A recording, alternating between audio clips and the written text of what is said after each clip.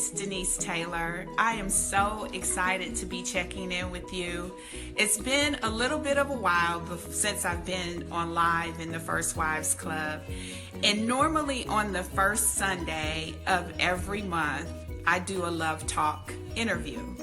And I have been so busy over the course of the last month with so many different things that I was not able to pull it off. But you know what? I always have a ram in the bush, a clinch pin, and by far it's the first guy who has ever been a part of our First Wives Club. So I was talking to Chuck this morning and I asked him if he would join me today in the First Wives Club. That way you can get to know a little bit more about me, and you get to know a little bit more about him, and you certainly will get to know a little bit more about us. And so this time we're doing LoveTalk Live here with you. And if you've got a couple minutes, I love to go over some great things with you. So this is my husband, Chuck Taylor. How we doing? Chuck and I have been married for just over 25 years. But what? But we've been together approaching 32. 32? Okay. We've been together approaching 32. And so I wanted him to come on today because he has been in the background being a great cheerleader for me and for us in the First Wives Club.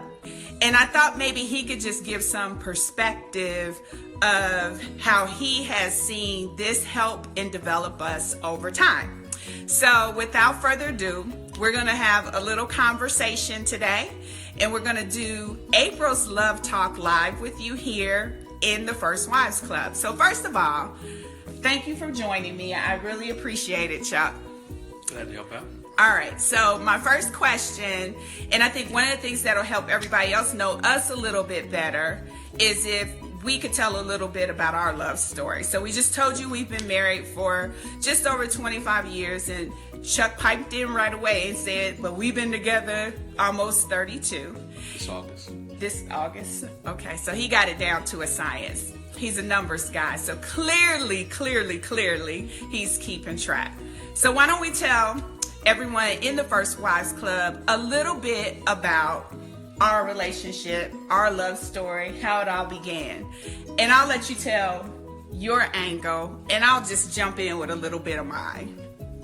Okay, let's see. Somewhere around third grade, I saw this cute girl in the playground in Dayton, Ohio, at Longfellow Middle School, grade school. And somewhere when she was going around in the playground from time to time, I would see her, she'd be smiling. I see her bobtails, her little knockers that her mom had. Those are called ponytails, dear.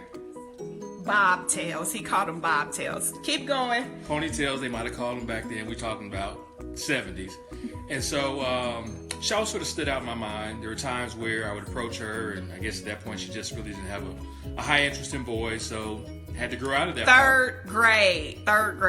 High interest in boys. Okay, keep going. Sometimes those of us who identify where we are in life, we go after those things, and that would be me. So later on, by the time I was 19, so now we're talking about moving forward to 1988, was back from college, went to the mall. We were inviting people down to a party, saw people at the mall, a friend of mine and I ran into Denise, and I was like, wow. But one of the things that stood out about her were her calves. And so he talks about I followed her calves around the mall, finally was able to connect with her. She turned around, and it was Denise. I was like, wow. But she wasn't too happy to see me. So it wasn't that I wasn't happy to see you.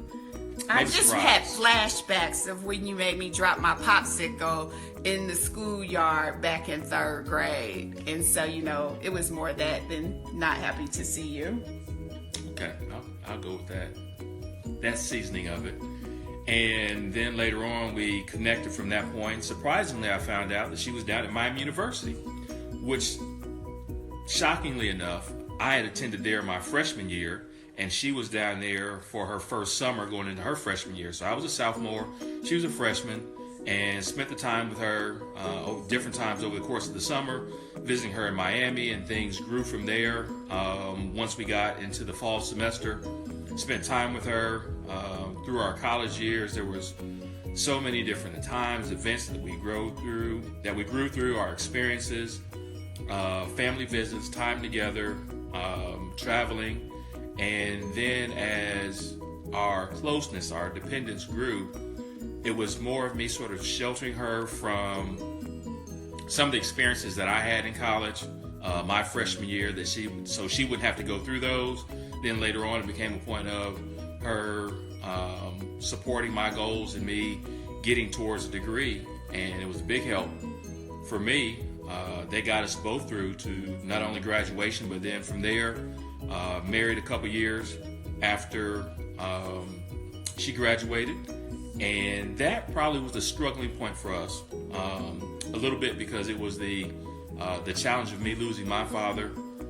Prior to that, it was also shortly after she had also lost her grandmother. And so at that point, there was more cleaving for us, and then growing from there through our first jobs, through moving to Indiana, Illinois, Wisconsin, and then and growing to Wisconsin. It really was a case of God sort of showing me that there's more in life that he wanted me to have through my spiritual growth and recognizing my father, more so than my natural father. And then as that occurred, there was definitely more cleaving, understanding, sharing, growing with her. And then as we had that, our kids came along. God blessed us with 2 daughters at that point, and we grew into our relationship of seeing a magnificent 10 years together, being married. So many things that grew off of that, challenges that came with transferring down to Charlotte, and Denise really shouldering a point of not only God opening her eyes after a period of moving from Wisconsin to North Carolina, but then helping me transition, and me saying, hey, there's a point of where there's things that you need to put aside in order to grow with her in the direction that God is moving her. And so we came to North Carolina and just have had a really fantastic time down here in so many aspects of our lives. And it's just been great to be able to achieve 25 years of, as she puts it, growing old together. So yeah, that's my favorite thing to say, is that we're growing old together. We went on a walk the other day, and I said that again because I'm always throwing that out there. And he said, yeah, it's pretty obvious. You look at your hairline and my beard, we definitely are growing old together. So that was very good, Chuck. You did a good job of summarizing so many years into just a few minutes. Yeah. It has been a pleasure, and it definitely has been a growing process for us to make it this far. And that was absolutely part of the reason why the First Wives Club kind of came to life. One of the things that inspired me to start the First Wives Club was the fact that we were so focused on celebrating our 25 years. And at the time when I was planning this celebration, I had so many of my friends who were married who were saying, I'm happy for you, but I'm not sure if I'll make it. And I started to reflect back and say to myself, like, how did we get here? How did we make it? And what were some of the things that kind of helped to encourage us along? And how could I make myself available to be a help to somebody else as they are considering where they are in their relationship?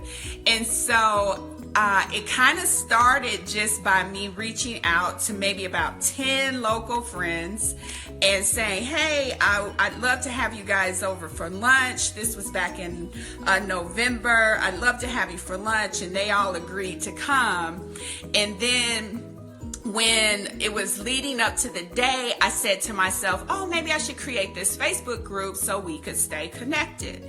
And I just started kind of pouring my heart out in the Facebook group and sharing some things that were like real experiences for me, past and present, some of my mindset, some of my thought processes, how I've been able to reason, how I've been able to overcome.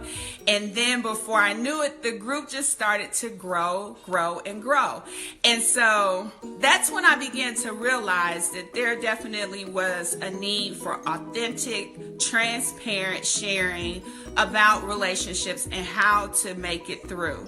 And so part of being a part of the First Wives Club is really just opening myself up to be a conduit to help inspire and encourage other wives. And so I have to tell you guys a story though, because obviously when things were getting set up for the First Wives Club, Chuck wasn't a part of it because he's not a wife. And so when it first started early on, it was just going to be me and a few friends. So I didn't think that that was a big deal. And so as the group started to grow, maybe about 2 or 3 weeks into the group growing, Chuck and I tend to have a lot of pillow talk conversations. That's when we really talk about a lot of things. We wake up, we're laying in the bed, and we just kind of converse. So that's just kind of a space where we share and have really, transparent conversations. So I look over at him and I'm like, hey, I should probably tell you what I'm doing. And, he said, okay. And I kind of said, well, I started this club for wives. And he just was like, okay. And so at that point in time, I made him 3 promises. When I told him I started the club. The first thing is I told him that I would be transparent with everyone, that I would share, and I would be so transparent in our experiences, but I would never leave you to the point where you thought despair was an answer, that I would always bring everyone I'm sharing with back. So as I shared out, I wanted to make sure that I didn't leave you on the hook of not understanding that you can overcome it or make it through. So that was my first promise. My promise was to you. My second promise was to him. And my second promise was that I would not embarrass him. That I would not share anything that would shed a bad light on him, that I'd be honest, but I would not embarrass him in this group, because obviously he doesn't have eyes on what is being shared in the group because he's not a part of the group. And then finally, my third promise was to myself and him. And that was that I would grow as a part of being in this group. And so there were 3 promises that I made to you, I made to him, and I made to myself when I was sharing with Chuck about the First Wives Club. And this group has been a lifeline for me. It's been an inspiration for me. It's something that I think about every day. There's not a day that doesn't go by that I don't think about the First Wives Club and that I don't pray for all of the wives who are a part of it. And I am always so hopeful for your marriages. Now, I will tell you that everything about the First Wives Club, regardless of what your beliefs are, to me, it was God inspired. And so one of the things that I try to make sure I'm doing is staying sensitive to what I feel like I'm being led to do, to pour in and to make available through the First Wives Club. And so hopefully you are encouraged. Hopefully you are inspired. Hopefully you begin to think about things differently, process things differently, because ultimately the vision for this group is to help wives thrive, to help your families, to keep the family unit together. In my heart, I know that if we can keep families intact, we can change our communities. And I know a lot of that hinges upon the mom, the wife. We are the heartbeat of our home. And if we can find ourselves linking in strongly to our relationships, then we have a chance for the success of our family to last. And so that's kind of some history on the First Wives Club. And I hope that that gives you a chance to get to know Chuck a little better, and get to know myself a little better, and get to know what this whole thing is about. And I just thank you all for being a part of the First Wives Club. I thank you all for embracing this vision. I thank you all for liking and inviting. It is such an encouraging thing because it's very difficult to kind of put yourself out there, especially when you tend to be a more private person. He's probably the more outgoing person of us too. And so, yeah, he's a little bit more outgoing. And so this whole vision is definitely greater than me. So thank you. Now, I have been inspired with so much. And I know over the last month, Chuck and I have been dealing with quite a bit. We had a lot of transition in life. And we are doing well. So thank you for thinking of us. Thank you for praying for us. Losing Chuck's mom was a very devastating blow to us. And so I did not pull things together for this Love Talk, but it's always a great thing. And having Chuck with me is something that I'm excited about. So I didn't want to let today go by without doing what I committed to do, which is to come on the first Sunday of every month with something meaningful to pour into you guys. And so this is our Love Talk Live. All right, so my agenda was to talk about our love story, which Chuck did, to talk about the First Wives Club, which he did. Now, I do have a bit of news. I have been working feverishly behind the scenes and trying to make sure that I not just rely on posts alone to pour into your lives. I have been working on things that you guys have had some visibility to and some you haven't. I have been working on I don't want to call it a curriculum, but it's essentially something that can come along and be an encouragement to you and help you with something in your hands. And so one of the things that I have put together is a compilation of the blogs that I have written for the First Wives Club during the winter season of when we launched. I put that compilation together and I formulated a 30-day journal.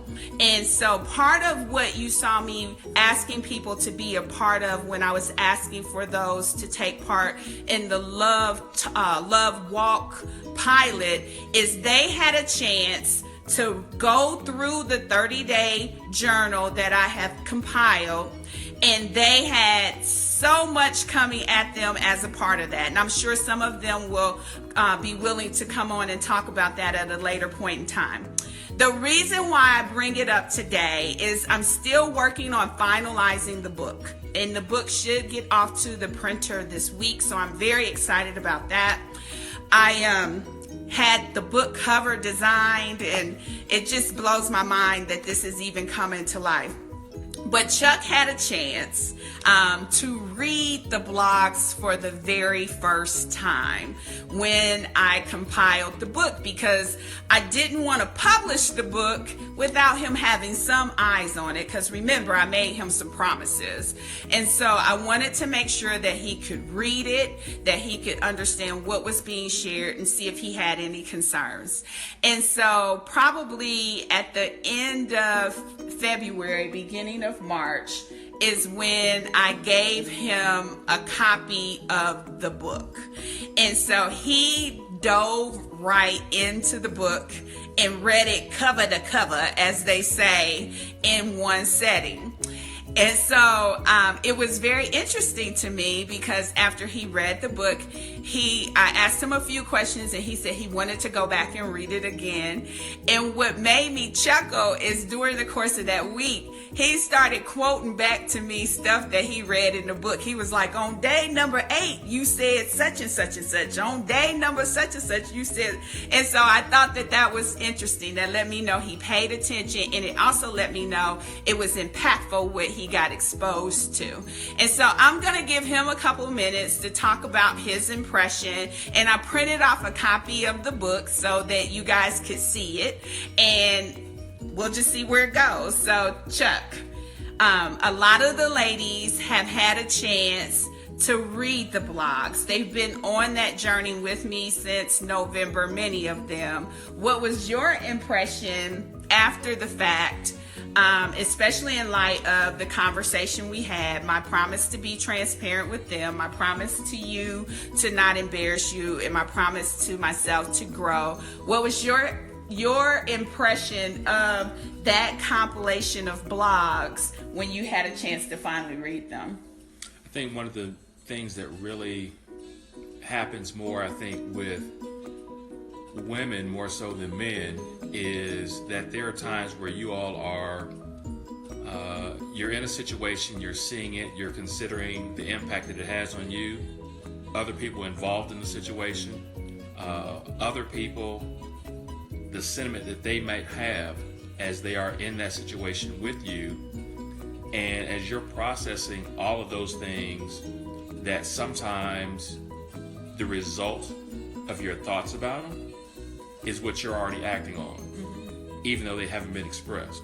And so the husband is here knowing the now and what we're talking about, and they're operating in this and responding, but you're interjecting things in there because of the effect that it has on your children, a friend, or someone else. And then we're trying to figure out why that's not connecting. And a number of times it takes maybe taking a step back and walking through the little instances in there rather than us just talking about the skipped points. And the more that you start to see and understand that about your wife and see those steps along, then now I can work with you here. We're both at the same point, versus sometimes the thoughts to the next point and the next steps after that. And I think it helps. And as I saw that in the different days, it really made me consider that there's sometimes, rather than just looking at here and now, I need to take a step back and say, what are some other things she may be considering or that she may be experiencing in other areas, and how that's impacting what she's sharing now.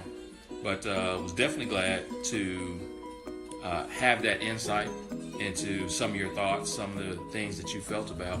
And I think it's really helped me a number of times when I'm bringing something to you, is to make that assessment first. So do you think you learned something about me when you read? Oh, yeah. You did? Yes. Oh, wow. Oh, wow. So that tells me that we have the opportunity to continue to work on our communication. And regardless of your number of years, because obviously we've been in each other's lives for a very long time, there's always room to grow.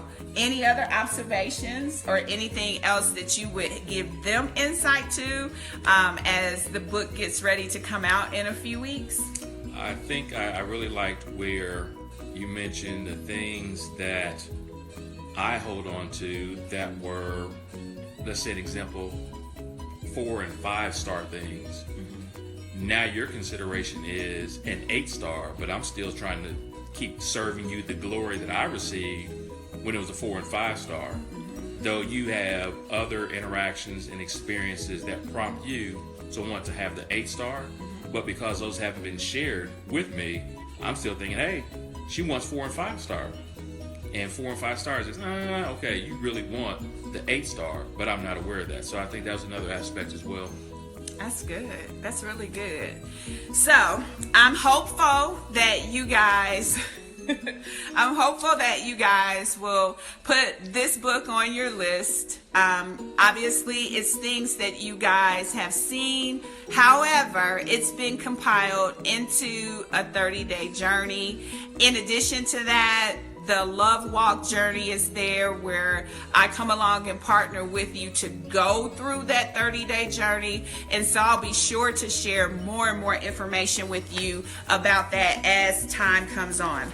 But I am so excited. I've been working with my girlfriend's family, and let's see, Shalisa helped me with my t-shirts, and DJ helped me with the book cover. And so finally, we settled on the book cover.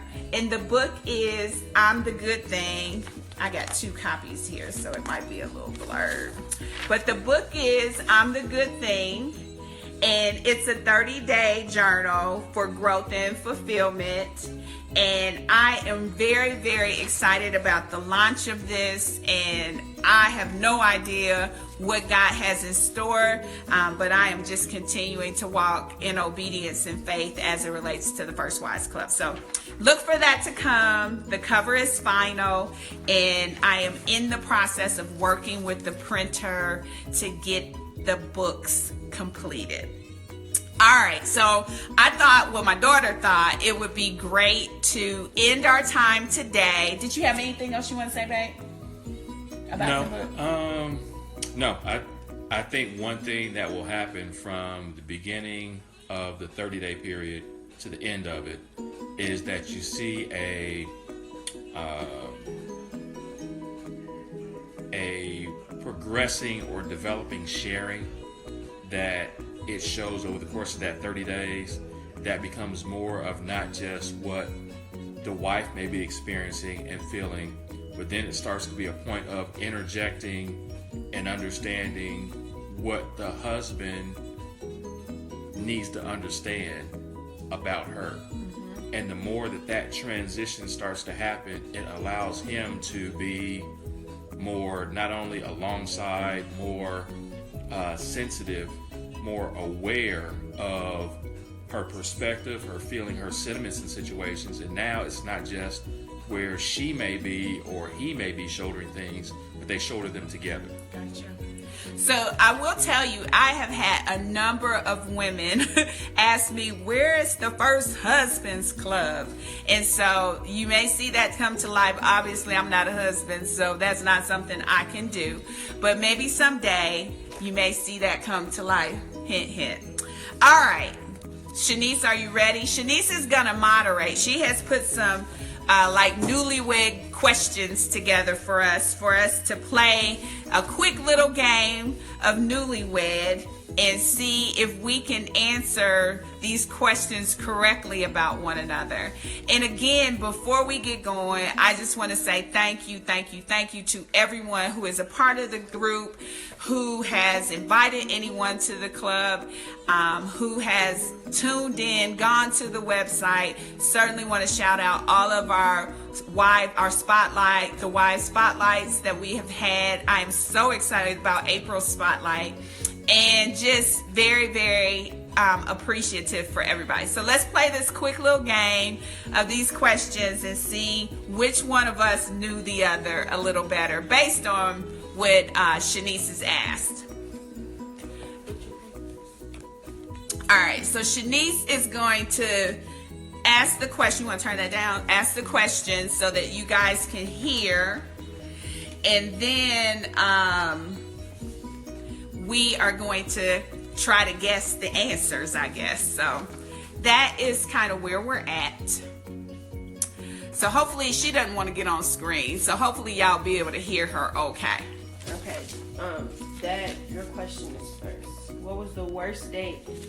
So you have to answer the question from his. Okay, so I have to answer. Yes. What was your worst date that you had with Dad? The worst date? Mm-hmm. What do you think he answered? Oh my gosh, I don't know. Date?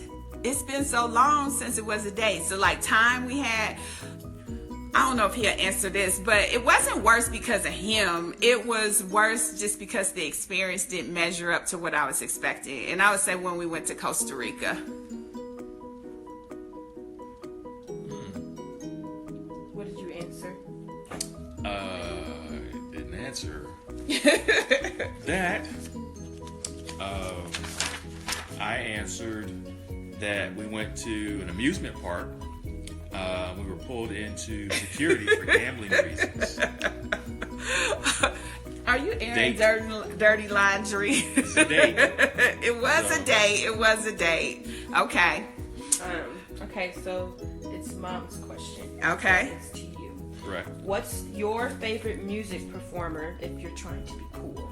Okay, so she said, what is his favorite music performer if he's trying to be cool? Babyface. What did you Clearly, we are not off to a good start here. So I answered Heavy D and the Boys. That one song where he says, Charles in charge. You like that little part of the song. True. Okay. Well, at least I got a true on that. Okay, what's the next one? Okay. Where did you go on your first date? This is the question. We went to a steakhouse. I don't know the name of the restaurant, but it was a steakhouse. Did you answer, Dad? And I have mall shopping and dinner in Cincinnati, Ohio at the Kenwood Mall. Yeah, it was at the mall. So he got that one right. You didn't say. You need a ding, ding, ding. But the restaurant, the dinner was at the steakhouse. So he got that one right. Okay. What is Dad's most repeated sentence or phrase? You answer. My most repeated sentence or phrase.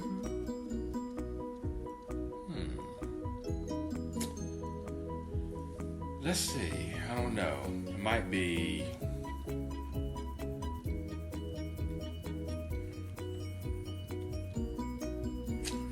Clearly, they are editing on the Newlywed Game because we are not going very fast at this. I think what I most frequently say. Great job, love. His most frequent statement is enjoy what the Lord has in store for you. Oh. Okay. No? Well, you answered it now. Okay. Dad's question. What song describes your spouse in bed? That's for you. I would say he likes that Usher song, Bad Girl.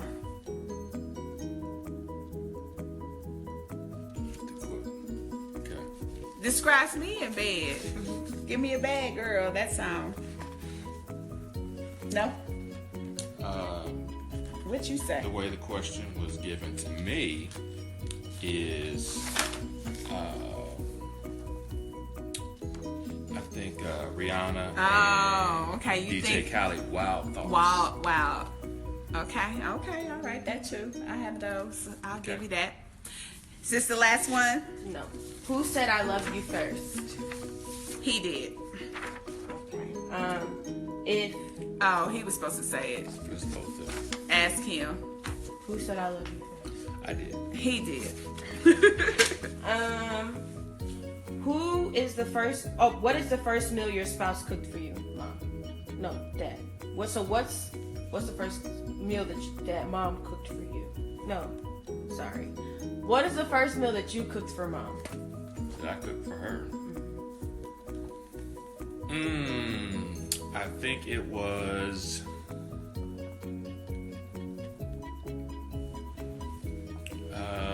Maybe it was like green beans, fettuccine, or some type of pasta with chicken. I wasn't at that meal. I don't know. So the only thing I can really remember him cooking is chili. So I went with that. And your last question, Mom. If you could be any famous person, living or dead, who would you choose to be? That's not how you asked it, but okay. Well, who would Dad choose to be? Who would he choose to be? How did you answer? I don't think this is one you would probably guess. But my grandfather Taylor's best friend. Oh yeah, I wouldn't have got that one at all. He's famous. No, but I think he was impactful because he would have influenced my grandfather, which would have influenced my dad. Okay, so this is when Chuck goes deep, okay? All right, so I appreciate everyone who clicked on and listened, even if it was for a little bit.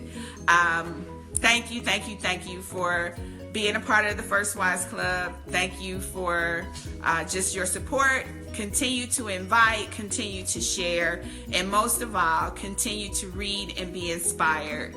And I appreciate you.